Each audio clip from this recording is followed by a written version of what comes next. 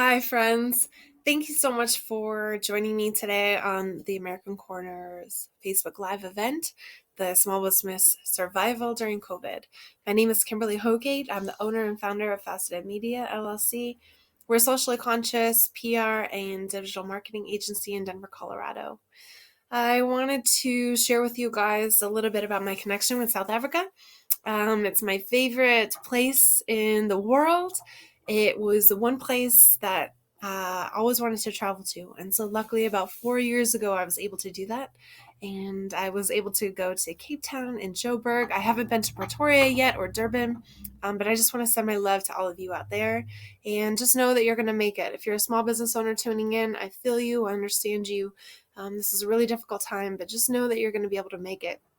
It's going to be hard. We're going to have to be creative. We're going to have to think outside the box, but we can do it. And in this course, following this presentation, I'll be teaching you some practical tips and things that you can do right now to keep your business afloat. So first of all, I wanted to tell you a little bit about how I began. I've sort of been prepared for the sort of apocalyptic time because I've been through some really hard times. When I was 15 through 18, I lived at a group home that was abusive. It was authoritarian. I wasn't allowed to send any letters or tell anyone what was going on at this place. Everything was censored. I was subjected to brutal hard labor, and I have permanent physical damage from that.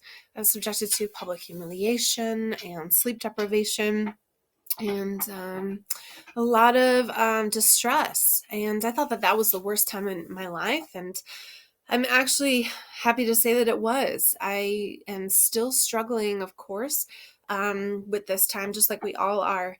But going through that time has sort of prepped me to just be calm and remember that even though we might be closed in by four walls or closed in by our circumstances, we're already free. You're already free in your mind. And if you can just tap into that place, your mind is the universe and it's very expansive. So just remember that despite the circumstances that we can't control, there are things that we can control, and we're going to just do our best, and that's all we can do. Okay. The other thing that prepared me is that I've been through pretty extreme poverty for United States standards.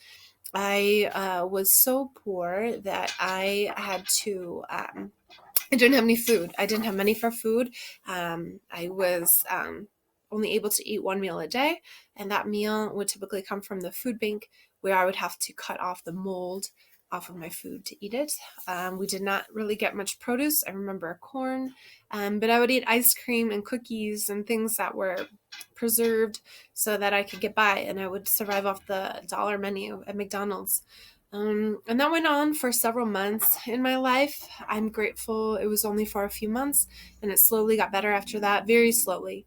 And I respect and honor that many of you have been through worse circumstances than I have. But just remember that everything that you've done and everything that's happened to you has built you up to this day. And you are powerful. You are strong. You're going to be able to make it through this. This is the third time I've recorded this, so I've said this story a few times. So if you want to learn more about my story, send me a note. My email is kim@facetedmedia.com, and I will drop that below as well. But just know that the reason I really want to talk to you is that you are so strong, and just tap into those hard times that you've been through. Be smart about what you have. If you have a small stockpile of food, make sure you eat things in the right order. Make sure you're not wasting anything.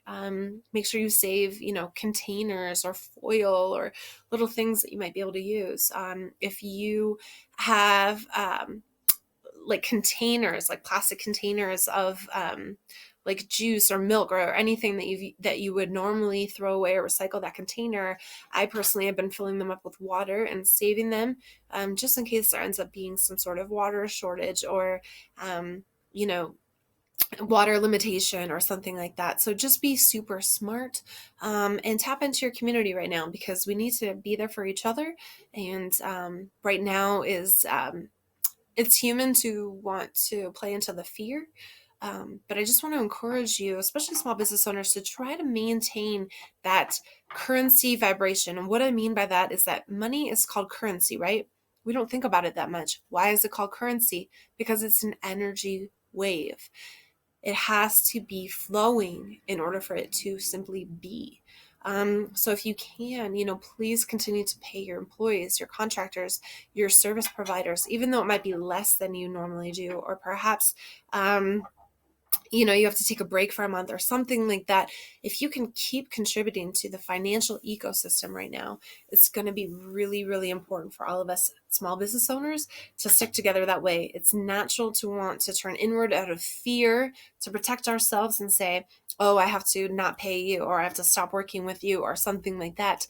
But once we do that, even though we think we're protecting ourselves, we're actually hurting ourselves, because when we stop paying someone is going to stop paying us.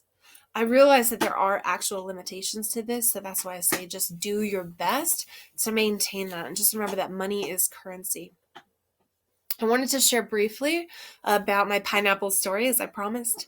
The short story is that during that time when I was starving, when I was poor, and it was many years, that was just the acute time when I was struggling to eat. It went on for many years. I was struggling to find work, even though I'd done really well at college, or university, as you guys call it. I had even gotten a 3.97 GPA, which is actually the highest that you can get nearly. A 4.0 is the top. Even despite all of that work in school, I was unable to find work. After college, it was during another recession. We had a 2008 financial recession, and that's the baby.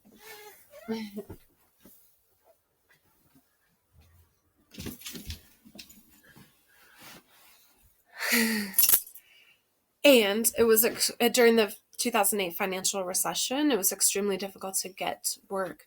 I ended up getting a serving position that was just 3 days a week part-time, and I would make usually, honestly, $10 a day, because here in the States, when you work in the service industry, you're paid about a third of the minimum wage, and the rest is made up by tips. It's not fair to service workers, but that's how it is here.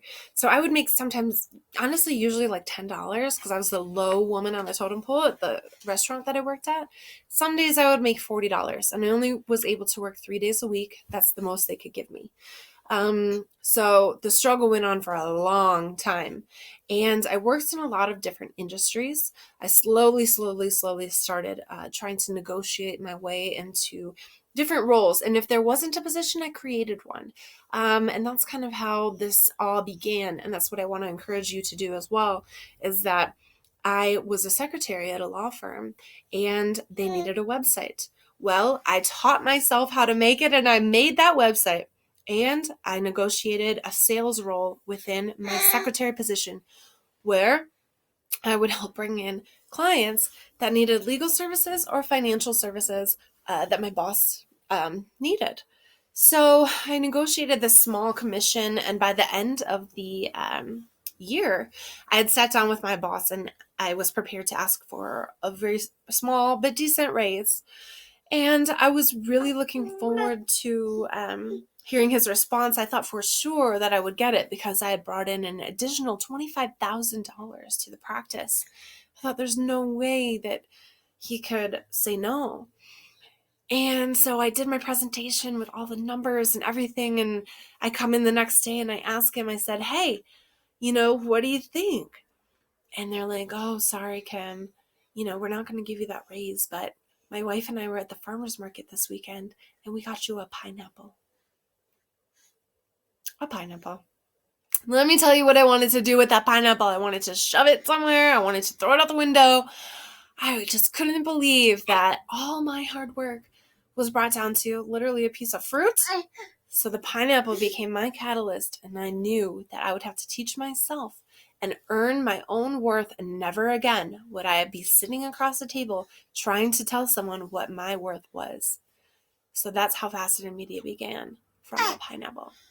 And I'm going to teach you a few things that I learned over hours and weeks and years and things like that, that will help you in your business. So if you want to take a quick break, I'll be right back. If you want to get a pen and paper or get your laptop ready, we're going to go over some free tools that you can do right now to get through this crisis and keep your small business alive. Okay? So stay tuned. Welcome back, friends. All right, so as promised, we're going to go through some practical steps and how-tos about how to keep your business alive and kicking.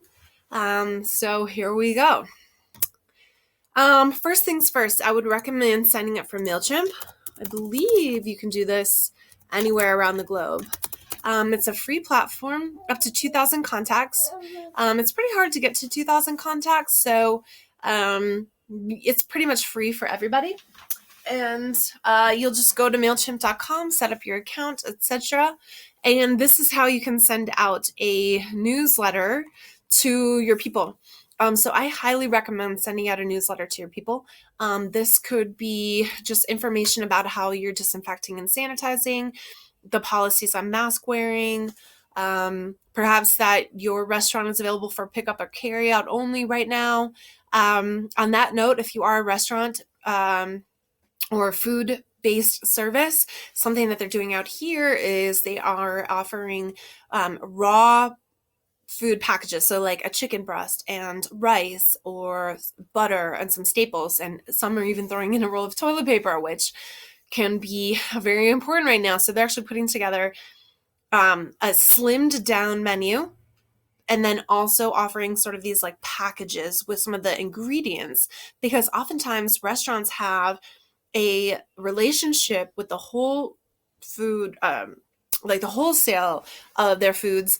And so they're able to offer these sort of like building blocks to the recipes that people are actually even more able to buy than the finished product. That makes sense. So that's been something that people are doing out here, and I really recommend it.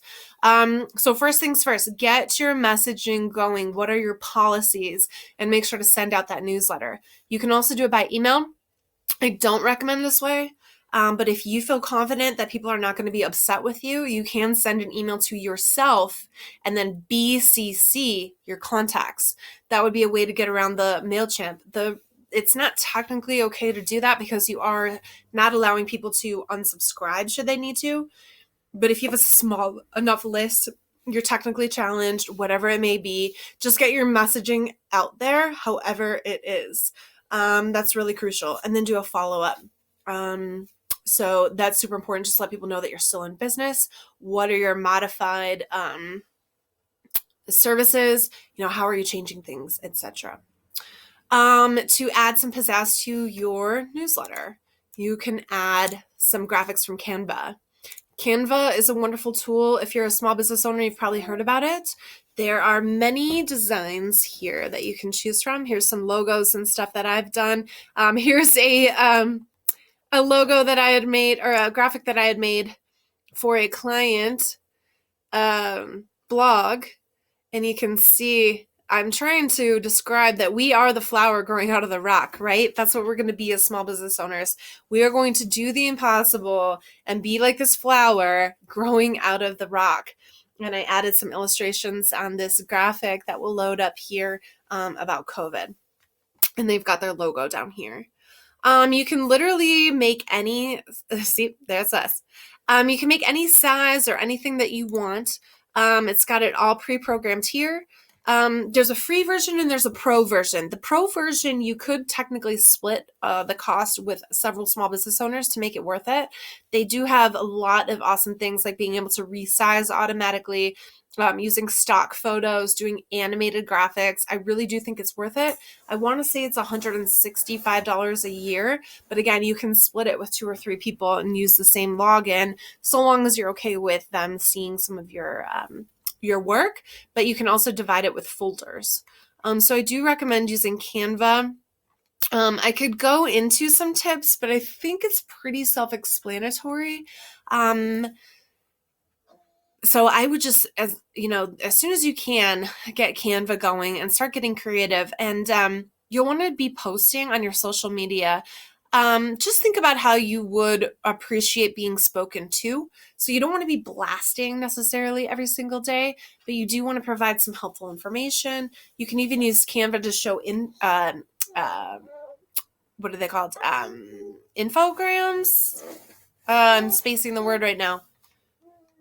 But it's basically, let's see, I think it's under elements. Infographic, that's the word. So you can show an infographic of what you're doing, basically telling your message with words. And they've even got a coronavirus section here. It's really, really easy. You just add you can either choose a template that they already have, or you can, just start to create your graphics here. Something that's really cool with Canva Pro is that you are able to download as a transparent file. It's really helpful for logos especially. You can also compress. But yeah, you can kind of just, use photos and icons and things like that and text to make your messages here. And again, you've probably heard about this if you are a seasoned business owner. If you're not, check it out. You can make a free account and you can say what's going on and kind of talk to your people. On social media, if you are going to be using it, be authentic and use your voice of how you would talk to a loved one. You don't want to just be like, sales, sales, sales, Sunday, Sunday, Sunday. Here's what I have to offer, and hawking yourself. You don't want to say, buy now, do this today, like constantly. You want to just be a real person and share from your heart. So longer posts are better, longer text in your post, and a custom graphic is a great way to use social media. The other things that you can do on social media that I really do encourage are going live. You can use an app called Be Live TV that I've used before. It's a great way to have a guest on your show, quote unquote. What I'm using now is a thing called WeVideo. You can also make a free account on WeVideo. And I'll make sure to include links to all of the things that I've mentioned so far in the comments and notes. It's also a great idea to go live on Facebook, use your stories, go live on Instagram as well. Share what's going on.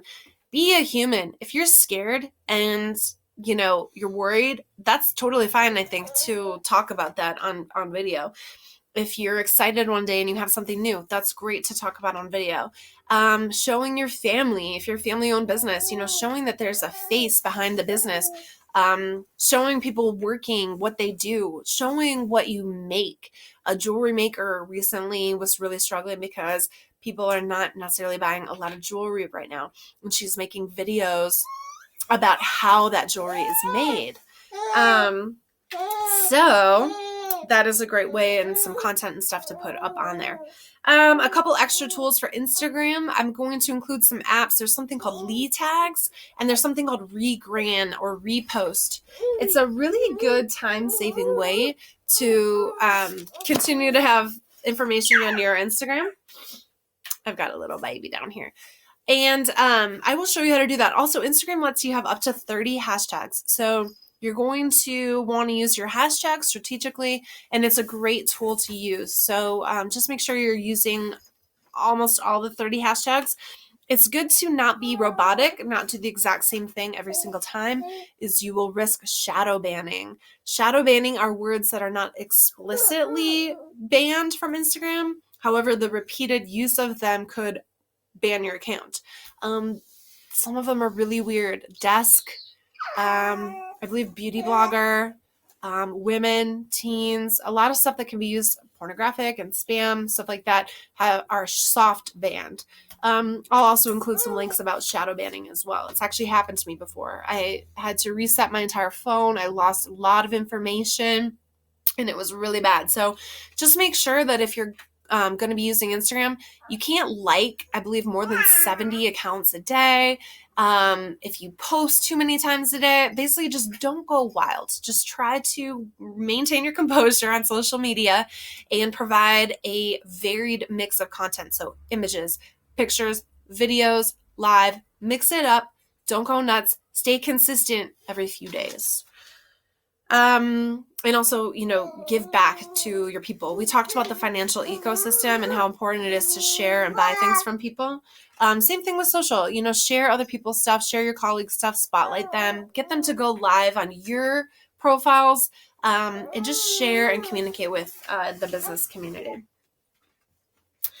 Let's see. I'm also going to give you some resources on how to turn your business digital. So one thing that I like to use, and this is if you have WordPress, it's called LearnPress.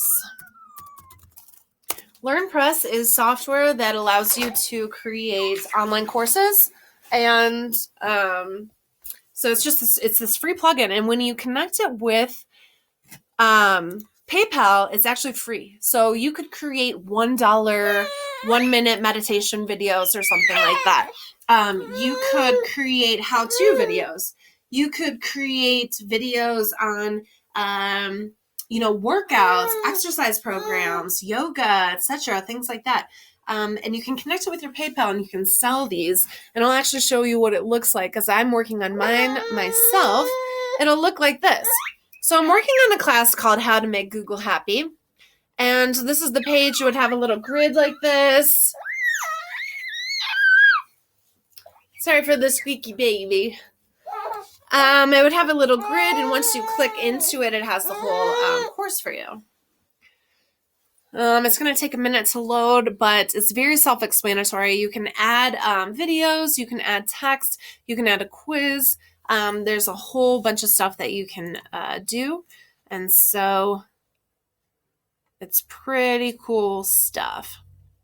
Looks like there we go. How to make Google happy, so we can show you. So again, this is called LearnPress. This is how you can make the courses. I've already quote unquote purchased it, so you're not able to necessarily see, but if you click on each one of the lessons, you'll see more information. And then on the front end, if I hadn't already purchased it, it would show you the button to purchase. So here's this, and then I have my video down below. And then you can go to the next thing, etc. So LearnPress is huge. Also, WooCommerce is free as well. WooCommerce is a plugin. You can add add-ons to it, so it becomes not free. But the general guide is that WooCommerce is how you can sell products and connect it with PayPal for free. So you can turn your store into a paid store. Another idea is to use Facebook Marketplace for your business if you don't want to set up WordPress, or if you don't have a WordPress site. You have Squarespace or something like that, you can use like Facebook Marketplace or something like that. You can also use Shopify.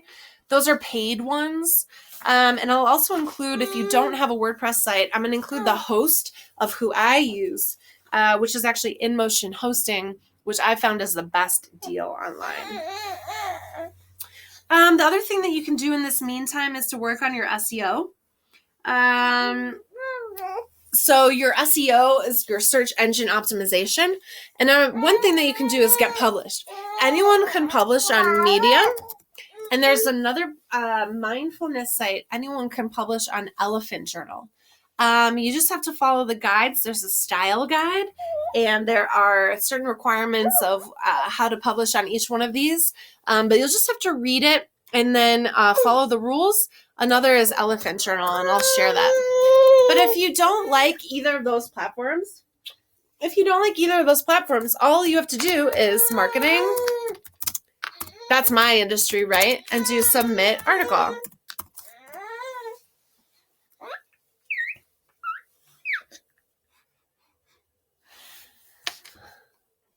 And you'll see all these submission guidelines of places that you can get published.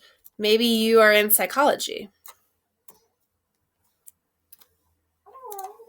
So just put in your industry and then submit article, and you'll get a ton of places that you can submit an article. What that gets you is a backlink to your website, which will help you with your SEO. Okay?